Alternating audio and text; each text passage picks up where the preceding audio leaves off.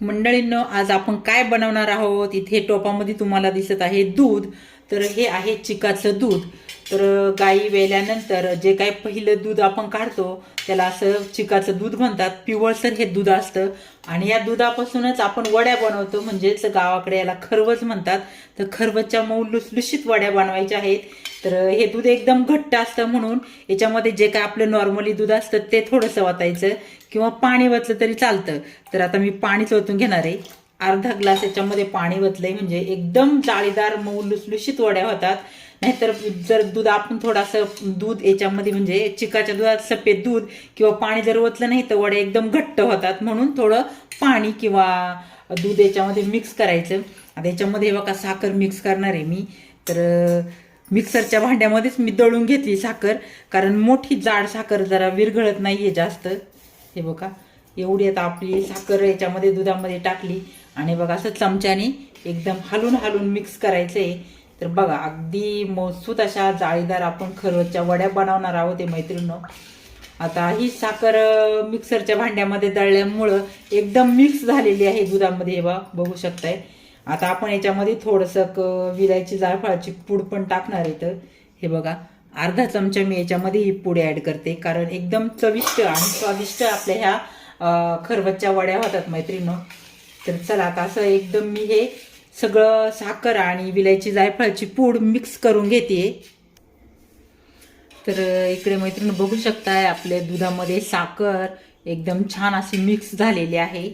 आणि इकडे मी गॅसवरती टोपामध्ये पाणी उकळायला ठेवलंय. आता या पाण्यामध्ये हा टोप मी ठेवणार आहे मैत्रिणींनो. काही जण कुकरच्या डब्यामध्ये पण लावतात वड्या आणि असंही ठेवलं तरी चालतं. तर हे बघा आता याच्यावरती मी झाकण ठेवून घेते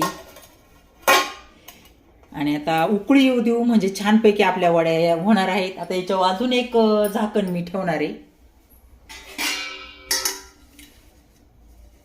थोडं बारीक पडते, थोडं मोठं घेते. ते झाकण थोडं बारीक होत होतं. आता एकदम ह्याच्या आतमध्ये एक थाळी ठेवलेली आहे टोपावरती दुधाच्या, आणि हे वरतून आता उकळी आली का एकदम छान आपल्या वड्या होणार आहे ते.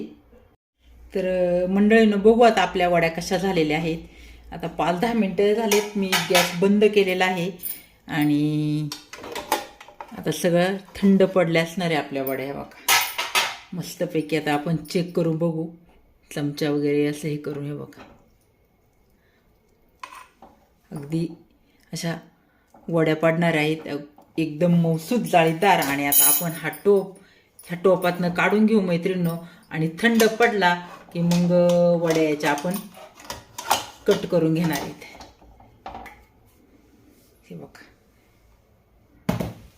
अशा पद्धतीने इकडे आपल्या वड्या झालेल्या आहेत मैत्रिणींनो. थंड पडल्यानंतर आता ह्या टोपातनं काढून आपण कट करून घेणार आहेत.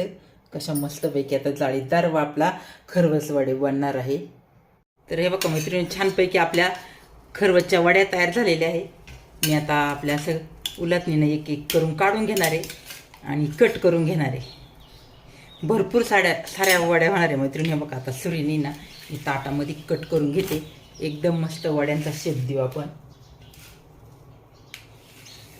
एकदम छान ह्या वड्या लागतात मैत्रिणी, नक्की करून बघा. कोणाकोणाला अशा कवळ्या दुधाच्या खरवजच्या वड्या आवडतात सांगा सगळ्यांनी नक्की.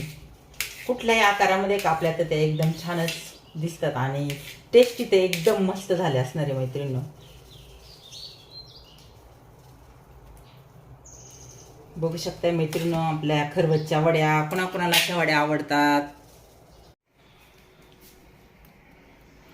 तर हे बघा मैत्रिणींनो एवढ्या साऱ्या आपल्या वड्या झालेल्या आहेत. कोणाकोणाला अशा खरवजच्या वड्या आवडतात नक्की सांगा सगळ्यांनी. व्हिडिओ आवडल्यास लाईक, शेअर आणि सबस्क्राईब करा. तर हे बघा अजून टोपामध्येही एवढ्या साऱ्या वड्या होती, पण आता एवढ्या आपण टेस्ट करू आणि आता ह्या ठेवून देऊ.